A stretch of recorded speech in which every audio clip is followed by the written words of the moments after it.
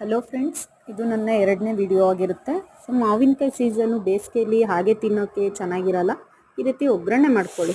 ಎಣ್ಣೆ ಹಾಕ್ಕೊಂಡು ಎಣ್ಣೆಗೆ ಬೆಳ್ಳುಳ್ಳಿ ಅರ್ಧಂಬರ್ಧ ಜಜ್ಜಿಕೊಂಡು ಹಾಕ್ತಾಯಿದ್ದೀನಿ. ಸೊ ಅದನ್ನು ಸ್ವಲ್ಪ ರೋಸ್ಟ್ ಆಗಲಿ, ಉಪ್ಪಿಡಿಲಿ ಅಂತ ಉಪ್ಪನ್ನು ಕೂಡ ಆ ಬೆಳ್ಳುಳ್ಳಿ ಜೊತೆನೇ ಆ್ಯಡ್ ಮಾಡ್ತೀನಿ. ತುಂಬ ಚೆನ್ನಾಗಿ ಉಪ್ಪು ಹಿಡಿಯುತ್ತೆ. ಅದಕ್ಕೆ ಆ ಬೆಳ್ಳುಳ್ಳಿ ಜೊತೆನೇ ಎಣ್ಣೆಲಿ ಉಪ್ಪು ಹಾಕ್ಬಿಟ್ಟು ಚೆನ್ನಾಗಿ ಹುರಿತಾ ಇದ್ದೀನಿ. ಮಾವಿನಕಾಯಿನ ಉಪ್ಪು ಖಾರದ ಪುಡಿ ಹಾಕ್ಕೊಂಡು ಹಸಿದೆ ತಿನ್ನೋದ್ರಿಂದ ಆರೋಗ್ಯನೂ ಹಾಳಾಗುತ್ತೆ. ಮಕ್ಕಳಿಗೆ ತುಂಬ ಇಷ್ಟ, ಹಾಗಂತ ಕೊಡ್ತೀವಿ. ಅದು ಗಂಟ್ಲು ಕಟ್ಕೊಳ್ಳೋದು, ಕೆಮ್ಮು ಆಗೋದು ಎಲ್ಲ ಆಗುತ್ತೆ ಬೇಸಿಗೆಲಿ. ಅದಕ್ಕೆ ನಾವು ಈ ರೀತಿ ಮಾಡ್ತೀವಿ ಮನೆಯಲ್ಲಿ. ನಮ್ಮ ಮನೇಲಿ ಈ ರೀತಿ ಮಾಡಿದ್ರೆ ಅನ್ನಕ್ಕೂ ಕೂಡ ತಿಂತಾರೆ. ಇದು ಸಾಸಿವೆ ಹಾಕಬೇಕಿತ್ತು, ಹಾಕಿಲ್ಲ ನಾನು. ನೀವು ಬೇಕಾದರೆ ಹಾಕೋಬೋದು, ಚೆನ್ನಾಗಿರುತ್ತೆ ಸಾಸಿವೆ ಹಾಕಿದ್ರೆ.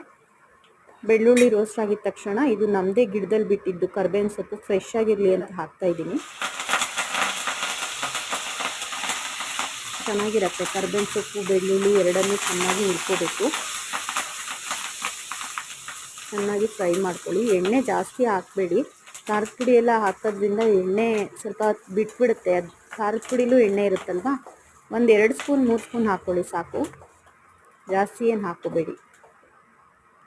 ಇದು ಮೆಂತ್ಯನ ನಾನು ಹುರ್ಕೊಂಡು ಒಂಚೂರು ಬಿಸಿ ಮಾಡಿ ಹುರಿದು ಪೌಡ್ರ್ ಮಾಡಿದ್ದೀನಿ. 1/4 ಟೀ ಸ್ಪೂನ್ ಅಷ್ಟೇ, ಜಾಸ್ತಿ ಬೇಡ. ಆರೋಗ್ಯಕ್ಕೂ ಒಳ್ಳೆಯದು. ಸೊ ಸ್ವಲ್ಪ ಟೇಸ್ಟು ಚೆನ್ನಾಗಿರುತ್ತೆ. ನಿಮಗೆ ಒಗ್ಗರಣೆ ಮಾವಿನಕಾಯಿ ಅನ್ನೋದಕ್ಕಿಂತ ಉಪ್ಪಿನಕಾಯಿ ಥರ ಟೇಸ್ಟ್ ಕೊಡುತ್ತೆ. ಇದು ಅರಿಶಿನದ ಪುಡಿ ಆ್ಯಡ್ ಮಾಡ್ತಾಯಿದ್ದೀನಿ. ಎಣ್ಣೆಲೇ ಹಾಕ್ಕೊಳ್ಳಿ, ಆದಷ್ಟು ಎಲ್ಲನೂ ಎಣ್ಣೆಲೇ ಫ್ರೈ ಮಾಡ್ಕೊಳ್ಳಿ. ಯಾವುದೇ ಮಸಾಲೆ ಪುಡಿ ಆಗಿರ್ಬೋದು ಎಲ್ಲನೂ ಎಣ್ಣೆಲೇ ಹಾಕೋದ್ರಿಂದ ಸ್ವಲ್ಪ ಅದು ಹಸಿ ವಾಸನೆ ಹೋಗುತ್ತೆ ಅಂತ ಎಣ್ಣೆಲೇ ಹಾಕ್ತಾಯಿದ್ದೀನಿ. ಇದ್ರ ಜೊತೆ ನಾನು ಖಾರದ ಪುಡಿನೂ ಹಾಕ್ತೀನಿ, ಎಣ್ಣೆಲೇ ಹಾಕ್ತೀನಿ ಎಲ್ಲನೂ. ಅದು ಹಸಿ ವಾಸನೆ ಕಾರ್ಚಿ ನಿಮಗೆ ಆ ಥರ ಫೀಲ್ ಆಗಲ್ಲ. ಎಣ್ಣೆಲಿ ಹಾಕೋದ್ರಿಂದ ಎಲ್ಲನೂ ರೋಸ್ಟ್ ಆಗುತ್ತೆ. ಸೊ ಹಸಿ ವಾಸನೆ ಕೂಡ ಹೋಗುತ್ತೆ. ಚೆನ್ನಾಗಿ ಇದು ಮಾಡ್ಕೊಳ್ಳಿ 1-2 ಸಲ. ಮನೇಲಿ ಟ್ರೈ ಮಾಡಿ ಫ್ರೆಂಡ್ಸ್, ತುಂಬ ಚೆನ್ನಾಗಿರುತ್ತೆ. ನೋಡಿ, ಹೆಚ್ಚಿಟ್ಟಿರೋ ಮಾವಿನಕಾಯಿ ಹಾಕ್ತಾಯಿದ್ದೀನಿ. ಹೆಚ್ಚಿಟ್ಟಿರೋಂಥ ಮಾವಿನಕಾಯಿನ ಹಾಕ್ತಾಯಿದ್ದೀನಿ. ಚೆನ್ನಾಗಿ ರೋಸ್ಟ್ ಮಾಡಬೇಕು ಮಾವಿನಕಾಯಿನ.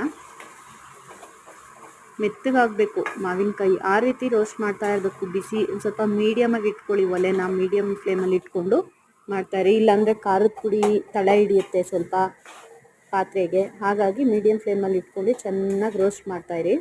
ನಂಗೆ ಯಾವಾಗ ಬೇಕೋ ಅವಾಗ ಐ ಫ್ಲೇಮ್ ಇಡ್ತೀನಿ, ಆಮೇಲೆ ಕಡಿಮೆನೂ ಮಾಡ್ಕೋತಾ ಇರ್ತೀನಿ.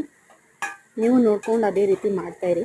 ನಿಮಗೆ ಖಾರದ ಪುಡಿ ಇನ್ನೂ ಆ್ಯಡ್ ಮಾಡಬೇಕಂದ್ರೆ ಮಾಡ್ಕೊಳ್ಳಿ, ಉಪ್ಪು ಬೇಕಂದರೆ ಮಾಡ್ಕೊಳ್ಳಿ. ಟೇಸ್ಟ್ ಮಾಡಿಬಿಟ್ಟು ಅನ್ನಕ್ಕೆಲ್ಲ ತಿನ್ನೋಕ್ಕೆ ತುಂಬ ಚೆನ್ನಾಗಿರುತ್ತೆ ಫ್ರೆಂಡ್ಸ್, ಟ್ರೈ ಮಾಡಿ.